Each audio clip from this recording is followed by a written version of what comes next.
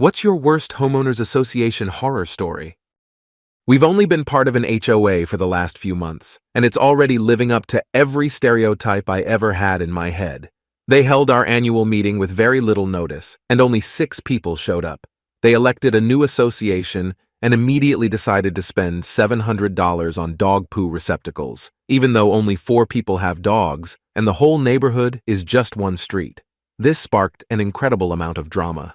One guy on the HOA got super defensive when people started questioning this decision, and it quickly devolved into him taunting people on Facebook because he was on the board and they weren't. And if they didn't like his authority, they should change the bylaws. The next day, someone left a bunch of dog poo in his driveway. Then he resigned from the HOA. This has all happened in the past 3 days. I usually like living in HOAs, and the ones I've lived in have been decent, but my parents' HOA is insane.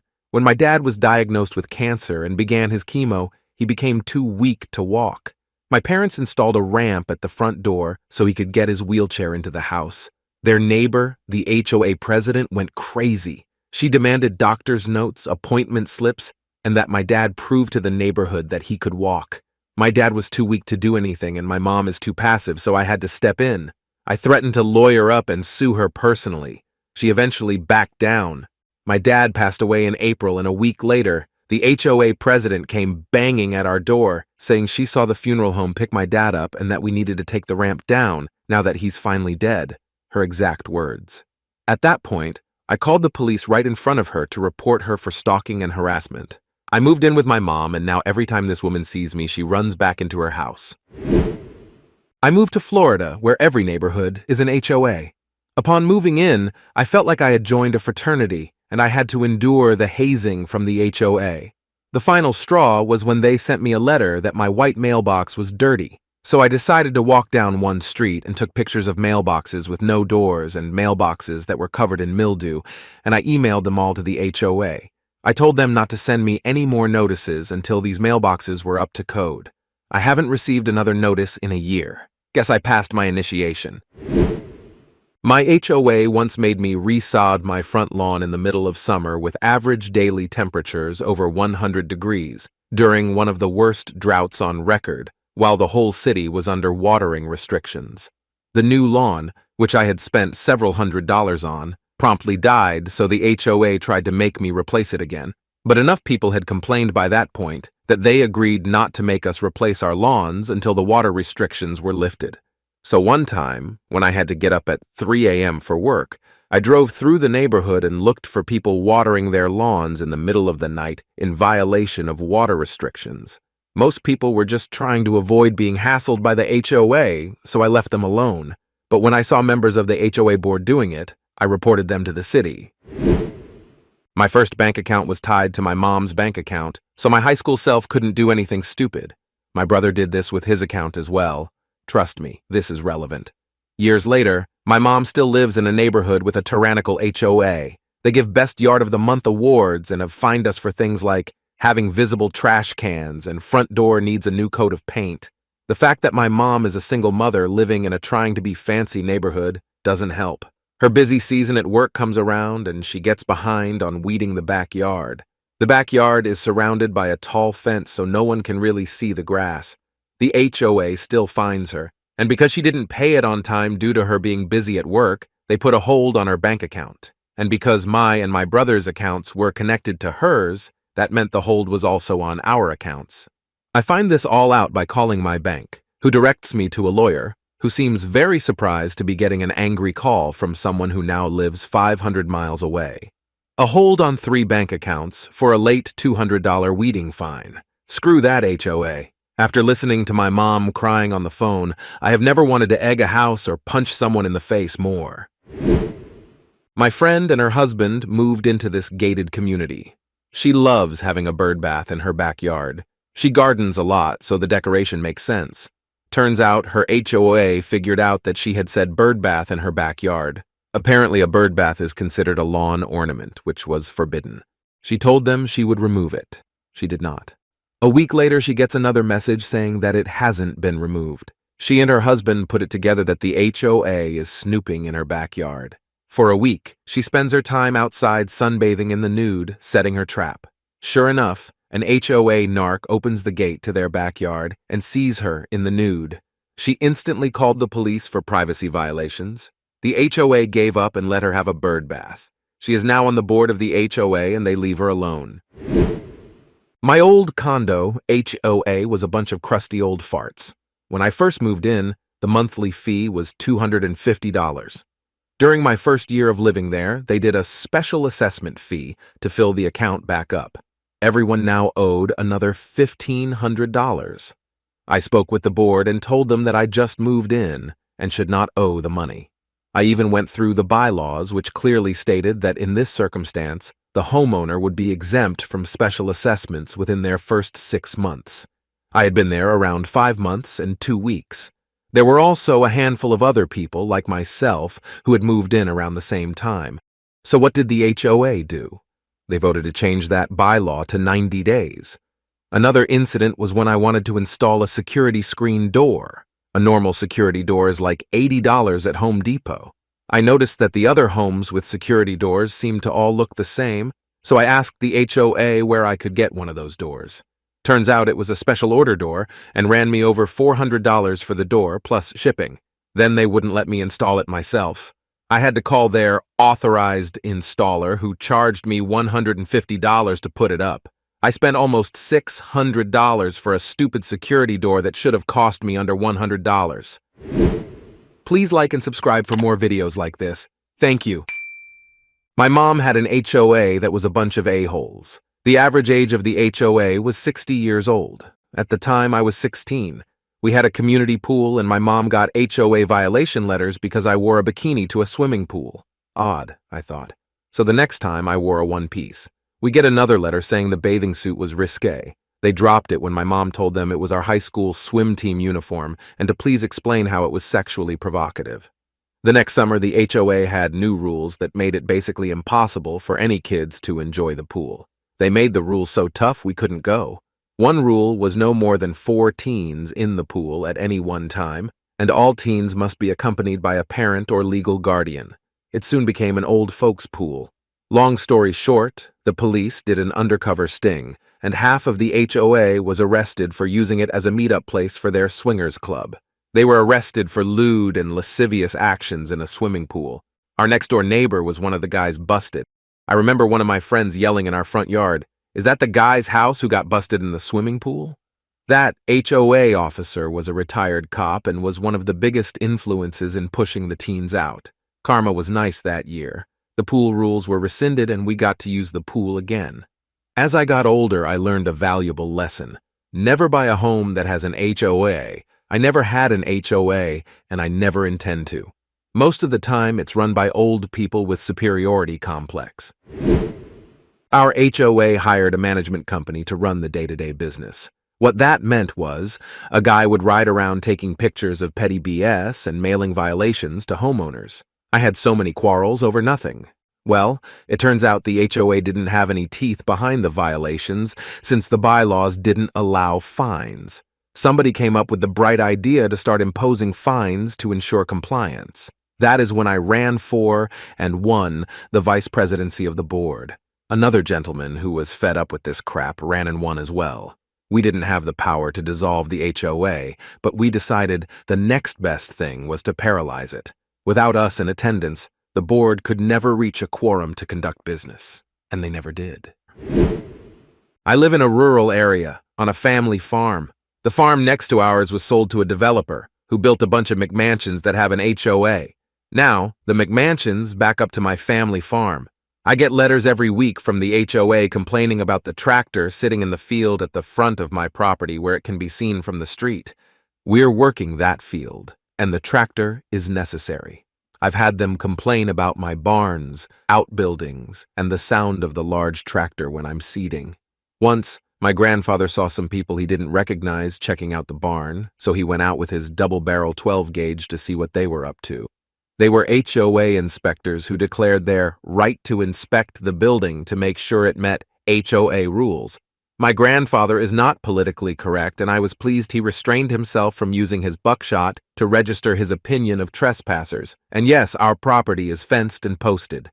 I was informed by the HOA that they were going to fine me $1,000 a day until the offending striations and machinery were removed. I informed them that my property is not part of the HOA, and that if their inspectors set foot on my property again, I would have them arrested or let my grandfather loose with his double barrel. They went nuts and called the county sheriff's office. Having lived here for generations, I know the sheriff. He came out and asked me what was going on, and I told him. He also visited the HOA and heard their demands that he take immediate action to protect their inspectors. They were less than happy when he informed them that since my property is posted and fenced, I was well within my rights to not allow them on my land. Also, because of our livestock, a 12-gauge is not unreasonable because of predators. He also informed them that as I am not a member of the HOA, I have no requirement to allow them on my land, and if he gets another call, he will arrest the inspectors for criminal trespass. I have since been sent a letter from the HOA's lawyer telling me to cease and desist all operations until they get a court date because they are suing me for damaging the value of their property. I forwarded it to my lawyer who, after he got done laughing, was amazed. First, because a court has to issue a cease and desist order, and secondly, we've been here farming for 4 generations. I have spoken with the HOA board and told them to leave us alone, or we'll be more than happy to play our lawyer as better than their lawyer. They said that the developer of their property who assured them that I'd be selling my land for development has since dissolved into the ether. They were more than a little surprised when I told them that we're currently training the 5th generation to take over, and we have no intention of selling our farm, period. Seems the developer left them with the impression that I was selling my property to be developed like my neighbors had been, only to make his money and run. God have mercy on overzealous HOAs. I had an HOA that regularly complained about petty things. I did fix them, but I was super annoyed. In retaliation, I put a cheaply made sign on my lawn that said, Yard of the Month, because I knew it would annoy them greatly, and it wasn't technically against the rules. A few days later, the HOA actually made a really nice and expensive sign saying, Official Yard of the Month. Nice graphics and nice metal frame, really official looking. While I was out walking one night when most people were already inside, I grabbed the sign and moved it to someone else's yard, which was obviously crap with lots of weeds. That sign never showed up again. The fake HOA in our neighborhood started as a neighborly gesture. They collected a cheap $75 a year. They cleared the roads, some spring dumpsters, and held a summer barbecue. Then, the bored housewife, who had nothing better to do, became president of the HOA. They had elections and meetings, and of course, raised the HOA fee by 200%. She talked about new street signs, new roads, sidewalks, and gates into the entrance of the neighborhood.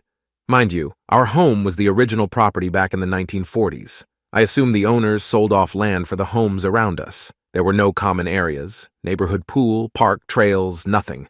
I refused to pay or be part of their little HOA club. She called to tell me that I was past due on my HOA fees. I politely told her there is no HOA here. She asked if we used the roads, and I said yes, of course. Her response was, well, you need to pay to use my roads. I told her, I do. It's called property tax, and told her to never contact me again. Funny, some participate in the HOA. They just put in $15,000 worth of stop signs. We have 5 intersections. Now she wants to resurface the over 1 mile road. Good luck with that. My sister bought a house in an HOA neighborhood 3 years ago. To be fair, none of us are familiar with HOAs, since none of us has ever lived in one. The realtor who showed her the house said that the HOA really didn't get involved in anything except doing the lawns, removing snow, and trimming weeds. The whole experience has been an I'll never live in an HOA again story for my sister. The trouble started pretty much the second she moved in there. The first issue was the electrical not working. My dad was a master electrician, so he went over there to troubleshoot and fix the issues. He was over there working on some rewiring, and one of the HOA board came up and asked him what he was doing. My dad told her he was fixing the electricity. The HOA board member had a fit about my dad having a small red toolbox out on the porch. My dad got back in her face and she went off in a huff. The second issue was my sister planting some roses. The roses were the wrong color. Only pink, white, or light peach roses were allowed. My sister had committed the cardinal sin of planting red roses. The HOA flipped out and demanded she remove them and fined her for it. Another dumb issue was a citation for her teenage daughter loitering with a group on their front steps. Her daughter had just been standing on the steps for a few moments talking with another girl and exchanging phone numbers. My sister has always been the type who does what she wants, so you can imagine this went over really, really poorly. She painted her door bright blue out of anger.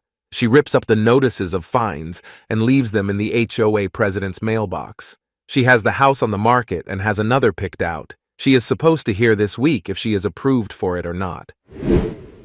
When we were privately renting in a townhome community, the dumpster had video surveillance so that the HOA could fine anyone breaking the rules as far as what we were allowed to dump.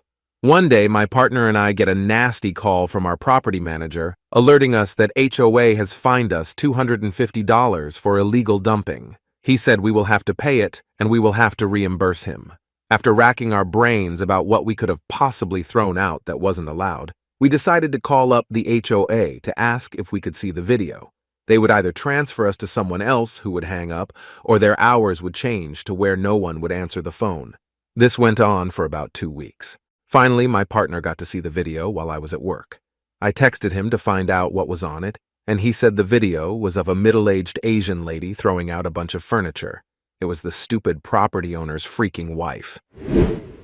My family was military, so we moved around every 4 years growing up and lived primarily on base housing. That is, until we moved from Georgia to Michigan. Lots of differences in the two states. A lot less southern hospitality for sure. My parents moved into a nice subdivision that was an offshoot of a nicer subdivision. There were no signs for our less nice subdivision, but with the lot size and general attitude of neighbors towards each other and their lawns, you could tell the difference. After I graduated high school, my parents decided to move around the corner to the nicer subdivision and get a much nicer house and a bigger lot. This is where the trouble began. This subdivision had a lake. The board for the subdivision had a clear agenda, creating a park-like atmosphere, and had recently begun implementing decisions based on aesthetics and some new bylaws they had enacted. The problem was, these bylaws affected my parents' plan to put in a fence and pool in their backyard. The bigger problem was, they enacted the bylaws incorrectly and never recorded them. See, after finishing the military, my mom went on to get her law degree. So when they posted a cease and desist notice for our backyard renovations, my mom called BS. When the HOA declared they would tear down our fence, my dad's response was, "I'd like to see them try." This board was simply being implacable. In Michigan, you have to have a fence if you want a pool. It's a safety thing. The people with lake houses didn't need fences and thought they were offensive against their park aesthetic. So my parents offered to put a really nice fence up, not some cheap chain link thing. Still no. Other people have similar issues with the board, offering many solutions only to be denied. It was clear this power-tripping board just didn't want fences and thought they had the power to decide. It got so bad that another homeowner lost a sale of their house because a new buyer with small children couldn't get approval for any kind of fence in their wooded lot. After hearing other neighbors' horror stories and seeing the pushback from the board, my parents decided on the nuclear approach and implemented it. Construction on an expensive white vinyl fence began, and the pool equipment was on the way when we received the stop order notice. Then I got to witness something that still brings a tear to my eye. See, these a-holes had been puffing themselves up for months over this. They even hired an attorney to put a stop to us. This attorney invited everyone to a sit-down, not in someone's living room, no. They rented a boardroom. My dad said he didn't want anything to do with this, knowing he had a temper problem, and asked that I go with my mom to provide backup. I blithely agreed, and showed up in my polo and cargo pants. Everyone else is in suits and ties. The full board of old pissed-off dudes is sitting there waiting for us when we arrive. My mom sits down and they start talking about costs and how they had to hire a lawyer, and she'll have to pay for that because she created this problem. She just cuts them off with, "What makes you think you have any legal right to impose this rule?" They all turn to their attorney. Ma'am, we had a vote." Then my mom does it. She takes out the recorded bylaws and flops them on the table and says, "Really? It's not in here." An awkward moment of silence. Papers were rifled through. The men started stammering. My mom, seeing the opportunity, continues, "What I think happened is you had a vote, but it was wrong. These bylaws require a majority of the lots to vote in favor for a change to be made. You had a majority of the votes cast, not a majority of the total lots. So what you really had was a plurality, and that vote never passed. You can see the rules for voting here," she points out the page, "and you can see that the rule was never changed in the official bylaws either, probably because it never passed. And now, none of you have bothered to even read the bylaws, and you're trying to impose them on me. Well, I can tell you that's not gonna happen. Thank you, gentlemen. I will not be paying a dime for any of this or your attorney. Have a good day." Then she gets up, looks at me, and we march out. The board even had the gall to try to hand her an invoice for the lawyer as she walked out, but my mom just waved it off. That was the day I knew I wanted to be a lawyer. My mom showed me what it was to stand up to those who had let power go to their head. Thank you for watching, and please subscribe to my channel for more Reddit stories. This is Reddit Story Hour. See you in the next video.